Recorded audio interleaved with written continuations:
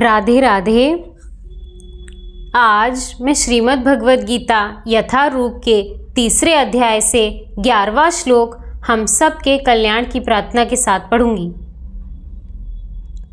ओम श्री परमात्मने नमः। श्रीमद् भगवद गीता अथ तृतीयोऽध्यायः। अगर मुझसे पढ़ने में या समझने में कुछ भी गलती हो जाए तो मैं केवल भगवान की ही मंदबुद्धि बालिका हूँ, ऐसा जानकर प्रभु मुझे बहुत क्षमा करें। 3 अध्याय कर्मयोग 11वां श्लोक। देवान् भावयतानेन ते देवा भावयन्तु वा परस्परं भावयन्तः श्रेयः परमवाप्स्यथ। यज्ञों के द्वारा प्रसन्न होकर देवता तुम्हें भी प्रसन्न करेंगे और इस तरह मनुष्यों तथा देवताओं के मध्य सहयोग से सबों को प्रसन्नता प्राप्त होगी। तात्पर्य: देवतागण सांसारिक कार्यों के लिए अधिकार प्राप्त प्रशासक हैं। प्रत्येक जीव द्वारा शरीर धारण करने के लिए आवश्यक वायु, प्रकाश, जल तथा अन्य सारे वर उन देवताओं के अधिकार में हैं, जो भगवान के शरीर के विभिन्न भागों में असंख्य सहायकों के रूप में स्थित हैं। उनकी प्रसन्नता तथा अप्रसन्नता मनुष्यों द्वारा यज्ञ की संपन्नता पर निर्भर है।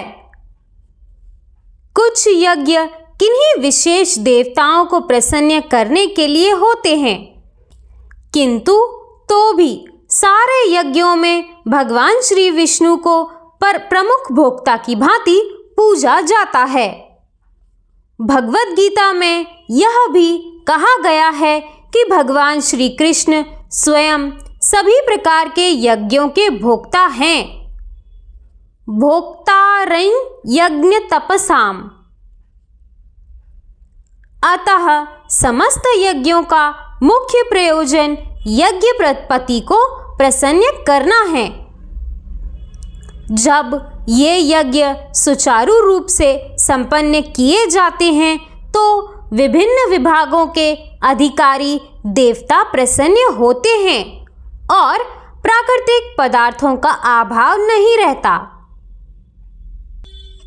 यज्ञों को संपन्न करने से अन्य लाभ भी होते हैं, जिनसे अंततः भवबंधन से मुक्ति मिल जाती है। यज्ञ के सारे कर्म पवित्र हो जाते हैं, जैसा कि वेद वचन है, आहार शुद्धौ सत्व शुद्धि, सत्व शुद्धौ ध्रुवा स्मृति, स्मृति लभेन सर्व ग्रंथान विप्रमोक्षः। यज्ञ से मनुष्य के खाद्य पदार्थ शुद्ध होते हैं और शुद्ध भोजन करने से मनुष्य जीवन शुद्ध हो जाता है। जीवन शुद्ध होने से स्मृति के सूक्ष्म तरंतु शुद्ध होते हैं और स्मृति तरंतुओं के शुद्ध होने पर मनुष्य मुक्ति मार्ग का चिंतन कर सकता है और ये सब मिलाकर कृष्ण भावनामृत तक पहुँचते हैं, जो आज के समाज के लिए सर्वाधिक आवश्यक है। राधे राधे।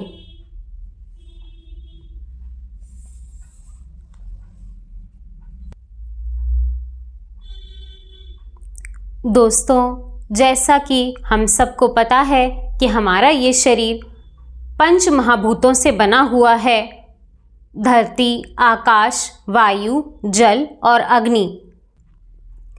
और ये 5 महाभूत भगवान ने ही बनाए हैं। इसीलिए दोस्तों, आगे के अध्याय में भगवान बताते हैं कि हर जगह वो ही हैं। एक कोई ऐसी जगह नहीं हो सकती जहाँ भगवान ना हो। अग्नि के तेज में भगवान है, सूर्य के प्रकाश में भगवान है, जल के रस में भगवान है, वायु की चंचलता में भगवान है और धरती की सहनशीलता में भगवान है। भगवान हर जगह हैं।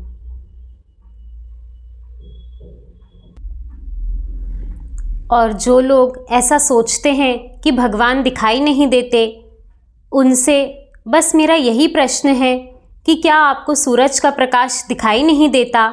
क्या आपको जल में शीतलता महसूस नहीं होती? क्या आप धरती से जो अन्न पाते हैं उसे ग्रहण नहीं करते? क्या आपको आपके प्राणवायु की महत्व नहीं पता? और जब कड़ाके की ठंड में आप अग्नि के पास बैठते हैं, तब क्या उसके तपन से आपको एक राहत महसूस नहीं होती? इसीलिए हमारे गुरुजन कहते हैं कि भगवान को देखा नहीं जाता, आंख बंद करके महसूस किया जाता है, क्योंकि भगवान हमारे अंदर ही हैं। और इसीलिए दोस्तों, इस श्लोक में बताया गया है कि भगवान ने सभी देवताओं और मनुष्यों की रचना की ताकि एक दूसरे के सहयोग से सभी लोग प्रसन्न रहें।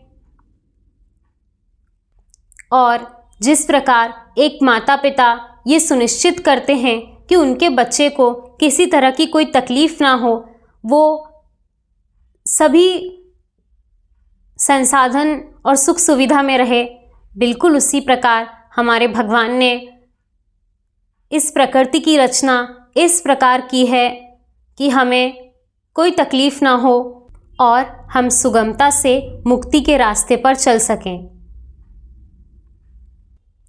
इसीलिए हमारा अपना ये कर्तव्य बनता है कि हम प्रकृति माँ के लिए कृतज्ञ रहें और कृष्ण भावना भवित मार्ग पर चलते रहें। रामचरितमानस की एक बहुत सुंदर चौपाई है। हरि व्यापक सर्वत्र समाना, प्रेम ते प्रकट होई मैं जाना। भगवान हर जगह हैं, हर कण में हैं। बस हमें ये जानने के लिए उनकी प्रेमा भक्ति या दिव्य चेतना यानी कृष्ण कॉन्शियसनेस में रहने की ज़रूरत है। इसी तरह भगवान की कृपा हम सब पर बनी रहे। राधे राधे।